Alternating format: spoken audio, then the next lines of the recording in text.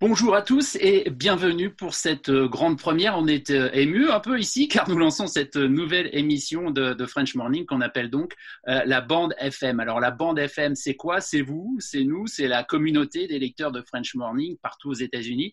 Et cette émission, c'est la vôtre évidemment. L'idée, c'est de vous donner la parole, d'entendre vos témoignages, mais aussi vos questions, d'échanger avec les invités qu'on appellera les experts et qui nous accompagneront évidemment. C'est évidemment pas un hasard si cette émission naît en pleine crise du coronavirus, car ce qu'a révélé cette crise, eh bien, parmi bien d'autres choses, c'est un besoin de communauté, un besoin d'échange. Nous l'avons expérimenté ici à French Morning avec les différents webinars qu'on a fait, qui ont beaucoup de succès, aussi les différents articles que nous avons écrits pour essayer de vous guider, de vous aider dans cette période unique que nous vivons tous ensemble. Alors, la bande FM n'a pas vocation à remplacer ce contenu que vous connaissez, que vous suivez. C'est juste un nouvel espace finalement pour vous exprimer, pour échanger tous ensemble. J'ai la chance pour animer ce premier épisode de la bande FM d'être accompagné par deux des piliers de la rédaction de French Morning. C'est Alexis Buisson qui est à New York et Grégory Durieux qui lui est à Miami. Ensemble, nous allons vous donner la parole. Je vais vous expliquer dans quelques secondes justement comment faire pour nous joindre. Mais avant tout, qu'est-ce que c'est que ce premier épisode de la bande FM? De quoi on va parler? Eh bien, nous allons le consacrer à un sujet qui concerne beaucoup d'entre vous en ce moment, c'est l'école à la maison. Car tout à coup, des millions de parents sont devenus profs un peu. Certains adorent, d'autres beaucoup moins. C'est une espèce d'expérience à l'échelle planétaire pour la vie familiale, pour la pédagogie et puis évidemment pour la journée de nos enfants. Tout ça est bouleversé. Alors pour en parler, nous avons la chance avec nous d'avoir quatre experts praticiens de l'éducation qui vivent au premier plan le e-learning en tant qu'enseignant ou directeur d'école.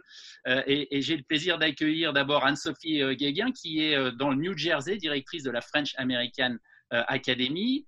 Virgile de Volder, qui lui est le fondateur de la petite école à Manhattan, Nicolas Lautelier, le proviseur adjoint du lycée français de New York, et enfin, depuis la Californie où elle habite, Émilie Nolf, qui est professeure des écoles et qui est directrice pédagogique de la fédération Flamme USA. Elle nous expliquera ce que c'est exactement. Alors, vous savez, je vous l'ai dit, le but de la bande FM, c'est de vous donner la parole. Donc, n'hésitez pas à nous poser vos questions, à intervenir.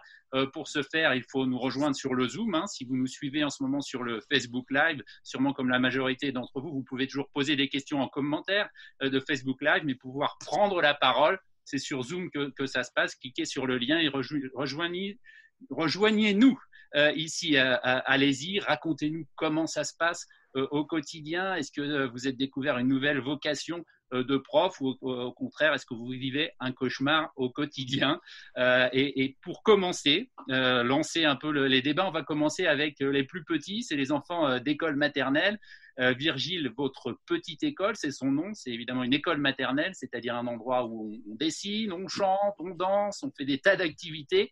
Et c'est vrai qu'on a un peu du mal à imaginer comment cette expérience est faisable à distance. Comment est-ce qu'on fait du e-learning avec des enfants de 2 à 5 ans finalement? Bonjour Emmanuel, merci beaucoup de nous avoir invités.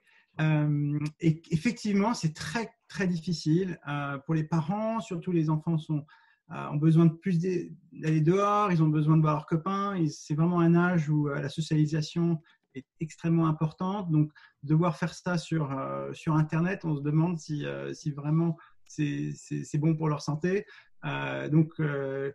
Ça va, ça va aller, c'est pas grave, on va tous se retrouver très vite. Donc, je crois qu'il a fallu d'abord rassurer les parents là-dessus. Ensuite, aussi beaucoup les rassurer sur le fait que les enfants ont juste besoin d'entendre leur voix, la voix de leur professeur, la voix de leurs copains. Ils ont besoin de chanter, ils ont besoin de passer un moment joyeux juste pour laisser un petit peu l'anxiété de côté. J'espère qu'il n'y a pas trop d'enfants qui nous écoutent maintenant. Je recommande aux parents de ne pas avoir leurs enfants à l'écran quand on parle d'eux. Mais c'est vrai que je dirais les plus gros problèmes qu'on a eu, en fait, ça venait des parents qui étaient très anxieux à cause de la situation. Par exemple, ne sortaient plus du tout de chez eux, n'osaient pas prendre l'ascenseur, n'osaient pas toucher au poignet d'aucune porte dans leur immeuble. Et là, on voyait vraiment des comportements chez les enfants difficiles. Donc, on a fait beaucoup de réunions et je recommande à d'autres directeurs d'école de faire la même chose. 2 fois par semaine, je retrouve mes parents à 4h30 d'après-midi et on parle ensemble. Je vais me poser plein de questions, des questions aussi bien sur le parenting que des questions sur la pédagogie, sur des activités de la journée, mais aussi parfois des questions un peu plus personnelles. Donc, je leur dis, on peut se retrouver juste ensemble à ce moment-là pour parler de ça. Mais je crois qu'il y a une sorte de régression générale qui s'est passée pour les plus petits. Donc, les enfants qui ont 3 ans, maintenant, ils sont un petit peu comme les enfants de 2 ans. Et donc, ça, c'était très difficile pour les parents. Et aussi, il y a eu un problème par rapport à l'intimité des familles. C'est-à-dire que on a dû expliquer aux familles, attention, laissez vraiment les enfants être libres devant l'écran. Pas d'autorité en ligne. D'ailleurs, vous n'avez pas besoin de faire beaucoup d'autorité en général avec les enfants de cet âge-là, mais surtout pas en ligne, parce qu'il faut leur laisser l'envie de venir à l'écran, l'envie de participer. Et donc, il faut qu'il n'y ait absolument aucune tension devant l'écran. Donc, je pense que c'est quelque chose qui est vrai pour tous les âges. Je crois que les enfants, leurs professeurs leur manquent beaucoup. Pas qu'aux parents, manquent aussi aux enfants.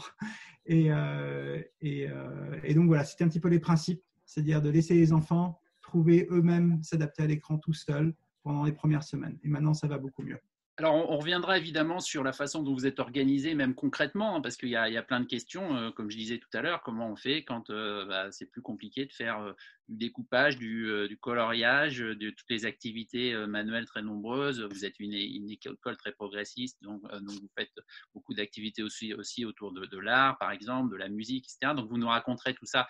Mais avant, je voudrais passer la parole à Nicolas Letellier. Donc, je lui ai dit, vous êtes le proviseur adjoint au lycée français de New York. Vous êtes en charge du secondaire. Alors là, on parle d'enfants plus grands, forcément. On va jusqu'au bac. Et vous avez choisi, si j'ai bien compris, au lycée, un système où l'emploi du temps habituel est respecté. Mais vous me disiez, quand on s'est parlé, que les choses ont assez vite évolué, même si le cadre était fixé au début, sur la façon dont les contacts doivent avoir lieu entre les profs et les élèves tout au long de la semaine ou tout au long de la journée, en disant qu'il y a très vite, si j'ai bien compris, un besoin de contact finalement plus fréquent entre les élèves et les professeurs dans cette journée très particulière qui est la journée de e-learning et d'école à la maison. Oui, d'abord, bonjour à tous et merci aussi pour cette invitation. Effectivement, ce qui est apparu très important pour nous, c'était de préserver une forme de permanence d'habitude et d'inscrire le quotidien des élèves dans ce qu'il y a de plus familier. Et qu'on a choisi, en entrant dans la phase de e-learning, de préserver nos emplois du temps. En tout cas, d'envisager avec les élèves de dédier à peu près le même temps à chacun des cours en suivant un rythme qui est celui de l'emploi du temps et en laissant la liberté aux professeurs soit de préparer le travail des élèves et de vérifier avec eux, soit d'avoir des live sessions. On est passé par Zoom. Et puis, en même temps, il fallait qu'on prenne la mesure de ce que ça représentait pour les personnels qui eux-mêmes sont parents, eux-mêmes ont des enfants en bas âge et eux-mêmes redécouvrent un autre métier quand ils sont profs du secondaire, qui est celui d'accompagnant, d'assistant d'éducation, si vous voulez. Et donc, laisser cette flexibilité et la faire vivre. Et puis, un troisième niveau, c'était de renforcer encore le lien entre les élèves et ce nous on appelle les professeurs référents, qui est en fait une sorte de croisement entre un programme qui s'inspire du principal à la française, des professeurs principaux, mais qui vraiment a ses racines ici, c'est avoir un advisor qui est en charge d'un petit groupe d'élèves qui suivent et d'instituer un moment quotidien d'échange dès le réveil pour fixer un peu le cap de la journée et assurer ça. Et donc, voilà les prémices et la première formule qu'on a trouvée. Et très vite, en s'inspirant du retour des enseignants, en s'inspirant aussi d'enquêtes qu'on a faites auprès de nos élèves, on s'est aperçu qu'il y avait peut-être des modalités d'interaction qui fonctionnaient mieux que d'autres et que d'avoir une plus grande fréquence de nos cours synchrone, live, et peut-être du temps un peu réduit, et d'utiliser des fonctions de Zoom pour faire travailler des petits groupes en gardant en présentiel le professeur, mais dans un positionnement un peu en retrait. Et autour de ces principes-là, respect des circonstances individuelles des profs, mais en même temps une permanence comme ça, on a pu rentrer assez facilement, naturellement, disons, dans un cadre, et les retours qu'on a de nos élèves est vraiment plutôt favorable, quoi. Ils s'y retrouvent avec des choses qu'on découvre tous collectivement.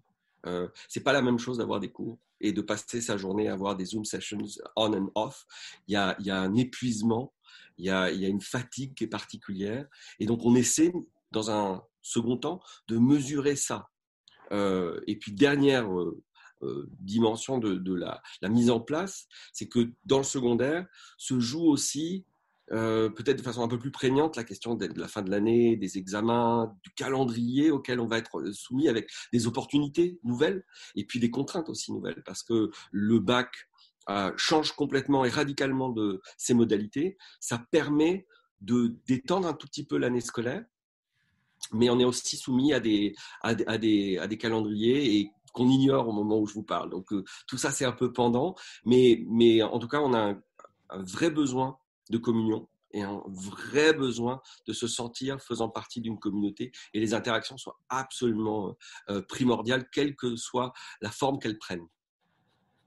Très bien. Alors, je vous l'ai dit, hein, c'est une émission, la bande FM, c'est une émission de partage, de témoignages, de questions. Donc, d'un point de vue très pratique, si vous voulez poser vos questions ou si vous voulez simplement prendre la parole, raconter votre témoignage à vous, comment ça se passe dans vos familles, vous êtes sur Zoom. Il faut venir sur Zoom pour pouvoir poser les questions. Si vous nous suivez sur le Facebook Live, cliquez sur le lien Zoom pour venir. Et vous avez en bas de la fenêtre, vous avez une petite icône qui dit Q&A si vous êtes en anglais ou QR si vous êtes en français. C'est pour poser vos questions. Dites quelques mots là et ensuite Alexis et Greg vont discuter avec vous pour pouvoir vous donner la parole par la suite. Donc n'hésitez pas, on attend vos témoignages, on attend vos questions. On a des gens qui peuvent ici y répondre. Alors justement, Anne-Sophie Guéguin, là, vous êtes la fondatrice de la French American Academy à Jersey City et d'autres écoles dans le New Jersey. Votre école va jusqu'à la fin du collège, si je ne me trompe pas. Donc, on parle de 8th grade, donc des élèves aussi plus grands, plus grands que ceux de la petite école de Virgile tout à l'heure. Est-ce que vous pouvez nous dire en un mot, finalement, quels ont été les principes que vous avez appliqués pour mettre en place ce e-learning à la French American Academy? Oui, avec plaisir. Et comme tous les autres, un grand merci Emmanuel de nous accueillir et de nous donner cette opportunité de parole.